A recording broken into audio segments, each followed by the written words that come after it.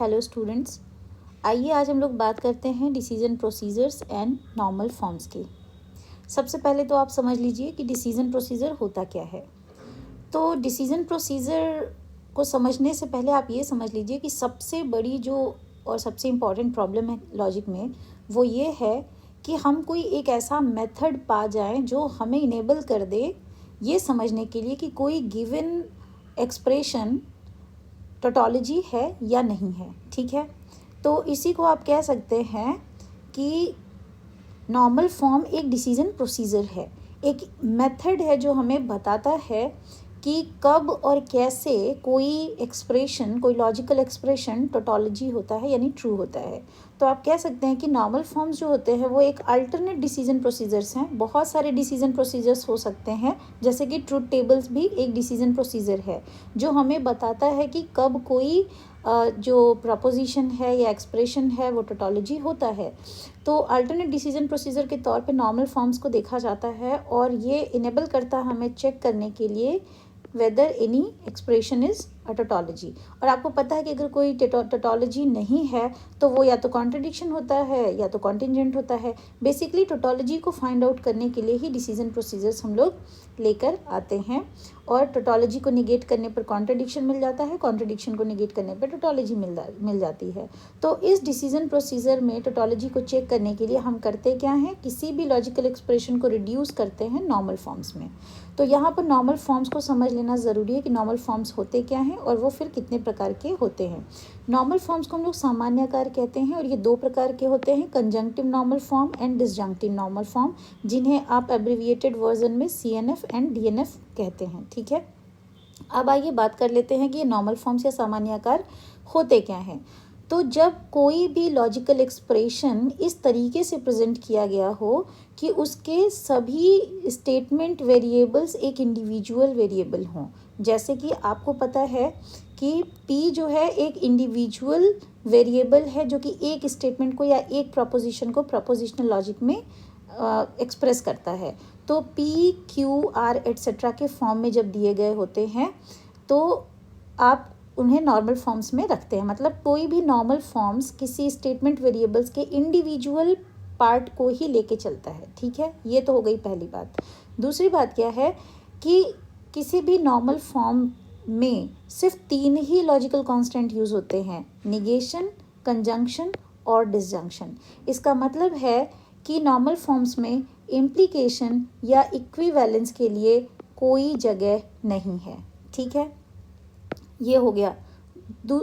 Next point ये है कि निगेशन के लिए अगर जगह है भी तो निगेशन जो है वो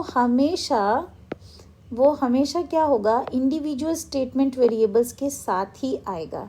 मतलब निगेशन अगर लगा भी है तो या तो P के ऊपर लगा है या तो Q के ऊपर लगा है या तो R के ऊपर लगा है। ऐसा नहीं होगा कि आपने P.Q करके इसके ऊपर निगेशन लगा दिया। फिलहाल जब हम लोग CNF DNF की बात करते हैं तो ये निगेशन P आप ऐसे भी लिख सकते हैं, लेकिन P के ऊपर बार अगर आप लगाते हैं तो ये भी इक्विवेलेंट होता है निगेशन के ही, तो बार लगा के भी आप काम कर सकते हैं। तो आपने देखा कि सामान्य आकार के होने में 3 बातें बहुत इंपॉर्टेंट हैं। पहली कि कोई भी स्टेटमेंट वेरिएबल इंडिविजुअल आना चाहिए। दूसरी कि केवल 3 ही कांस्टेंट यूज होने चाहिए, निगेशन, कंजंक्शन और डिसजंक्शन। और तीसरी कि निगेशन हमेशा एक ही इंडिविजुअल स्टेटमेंट वेरिएबल के साथ आएगा, 2 के कॉम्बिनेशन के साथ या पूरे किसी भी ब्रैकेट पर या ब्रैकेट का होल निगेशन यूज़ नहीं होगा। ठीक है, इतनी बात आपने जान ली। अब जो हमने कहा था कि 2 प्रकार के हमारे नॉर्मल फॉर्म्स होते हैं, एक होता है CNF और एक होता है DNF। तो आइए सबसे पहले हम लोग CNF की बात कर लेते हैं। अब CNF में देखिए, अगर P.Q कहीं दिया हुआ है तो ये सिंपलेस्ट CNF कहलाएगा। क्यों? क्योंकि बीच में कंजंक्शन है, कंजंक्टिव फॉर्म में है ये, तो कंजंक्टिव फॉर्म होने के कारण ये CNF में जाएगा और इसके 2 कंजंक्ट हो जाएंगे P और Q। P.Q.R कहीं दिया हुआ है तो ये भी CNF है, लेकिन इसमें 3 कंजंक्ट्स हो जाते हैं।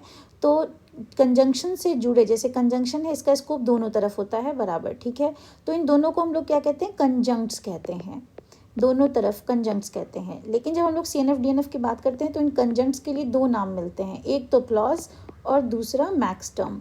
तो आप इनको कुछ भी बोल सकते हैं, कोई दिक्कत नहीं, आप क्लॉज बोलिए, मैक्स टर्म बोलिए, कंजंक्ट्स बोलिए। ठीक है। अब इसमें CNF में एक इम्पॉर्टेंट बात होती है कि CNF जो है वो अगर कंजंक्शन उसका मेन लॉजिकल कांस्टेंट है तो उसके जो कंजंक्ट्स या क्लॉजेज होंगे, जैसे यहाँ पर ये 2 कंजंक्ट्स हैं या आप बोल सकते हैं 2 क्लॉजेज हैं, तो ये क्लॉजेज जो होते हैं वो डिसजंक्शन के फॉर्म में होते हैं। तो आप कह सकते हैं कि CNF is conjunction of disjunctions of literals. अब यहाँ पे लिटरल्स क्या है, जो ये PQR negation P negation Q negation R ये सब हैं, इन्हें हम लिटरल्स कहते हैं। मतलब इंडिविजुअल स्टेटमेंट वेरिएबल्स को लिटरल्स कहा जाता है। तो आप क्या कहेंगे कि CNF is the conjunction of disjunctions of literals. ठीक है, इस तरीके से आप बोल सकते हैं। ये हो गया आपका CNF। अब नेक्स्ट एग्जांपल देखिए, ये भी CNF का एक एग्जांपल है। इसमें भी यहाँ पे 2 मैक्स टर्म्स हैं, यानी 2 क्लॉजेज हैं, दोनों ही डिसजंक्टिव फॉर्म में है। यहाँ पर 3 क्लॉजेज हैं, तीनों ही डिसजंक्टिव फॉर्मेट्स में हैं। तो आप कहेंगे कि जितने भी कंजंक्ट क्लॉजेज या मैक्स टर्म्स होते हैं, ठीक है, वो कंजंक्शन है। Conjunct, every conjunct is conjunction नहीं, यहाँ पर होना चाहिए डिसजंक्शन। जितने भी कंजंक्ट या क्लॉजेज या मैक्स टर्म्स हैं वो डिसजंक्शंस में होने चाहिए। ठीक है, डिसजंक्शंस में यानी डिसजंक्टिव होना चाहिए। तो यहाँ पर डिसजंक्शन होगा, मतलब ब्रैकेट के अंदर अगर है तो डिसजंक्शन होगा, और मेन जो आपका लॉजिकल कांस्टेंट होगा वो कंजंक्शन होगा। तो इसे हम CNF कहेंगे। तो ये रहा CNF। अब आइए हम लोग एग्जांपल्स देखते हैं DNF के। तो DNF के एग्जांपल्स में आप कहेंगे जैसे P वेज Q, चूँकि ये डिसजंक्टिव फॉर्म में है तो ये सिंपलेस्ट फॉर्म ऑफ DNF कहलाएगा।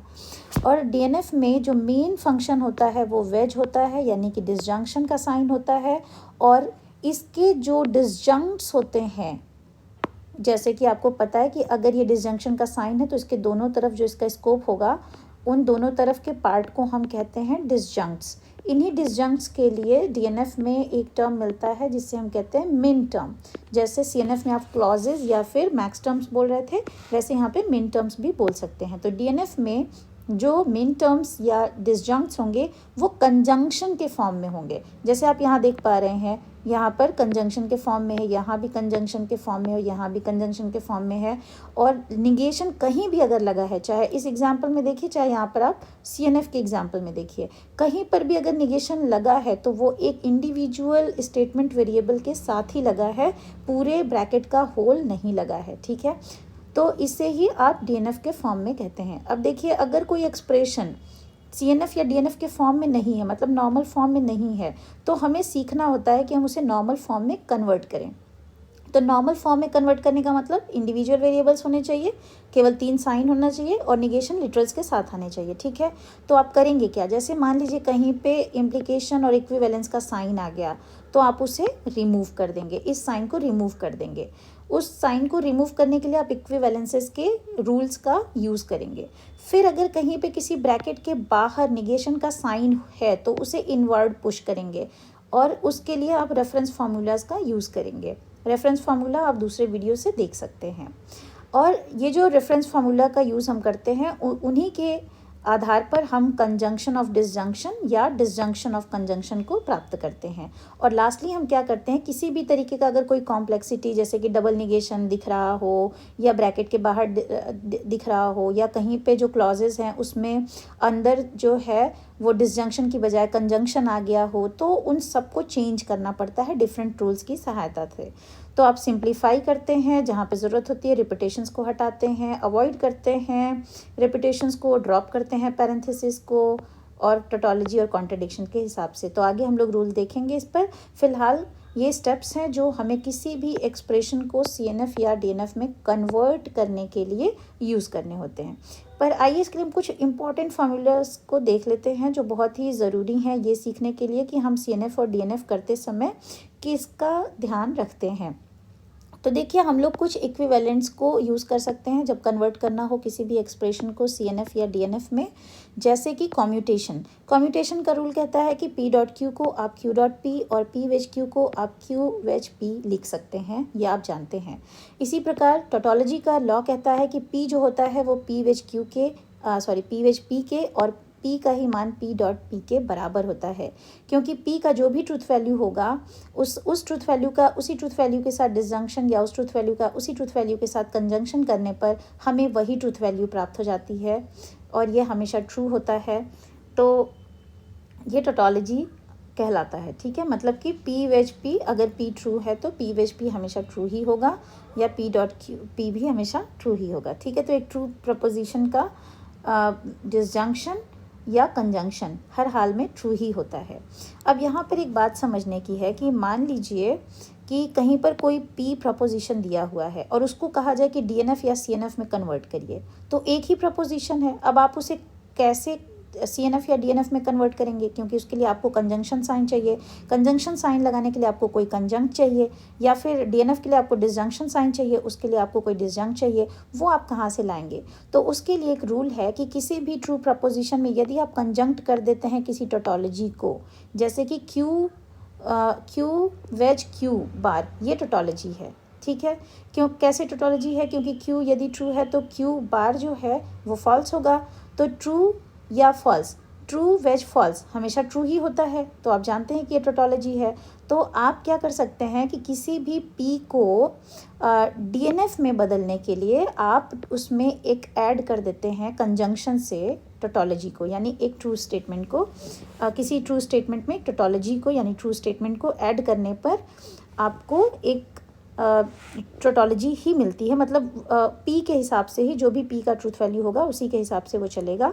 तो DNF में आप क्या करते हैं, टोटोलॉजी ऐड कर देते हैं और उसके बाद डिस्ट्रीब्यूट कर देते हैं। जैसे आप यहाँ देख सकते हैं कि P में क्या किया, कंजंक्ट कर दिया है एक टोटोलॉजी को, और उसके बाद जब डिस्ट्रीब्यूशन कर रहे हैं हम इसका, जब डिस्ट्रीब्यूशन कर रहे हैं तो हमें मिल जा रहा है P dot Q wedge P dot Q bar. और ये आप देख सकते हैं कि ये DNF है, DNF का फॉर्मेट है। क्यों DNF का फॉर्मेट है?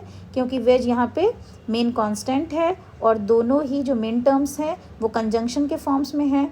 तो DNF क्या होता है? DNF को आप कहते हैं, DNF is disjunction of conjunction of literals, ठीक है। तो लिटरल्स के बीच में यदि कंजंक्शन हो और उनका डिसजंक्शन हो, जैसे कि यहाँ पे, तो ये एक DNF का फॉर्म है। तो DNF बनाने के लिए आप किसी भी ट्रू प्रपोजिशन में एक टोटोलॉजी को ऐड कर देते हैं।